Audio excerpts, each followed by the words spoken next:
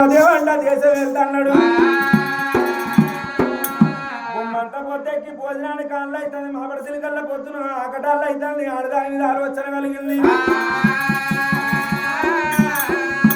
ఎంత దూరం పేరా సేల కాడికైనా సెలక కాడికైనా పిరికడి పిరికడి మీసాలున్న మొగోడైనా ఆకటల్లగా ఆడదాని ముఖం చూస్తాడు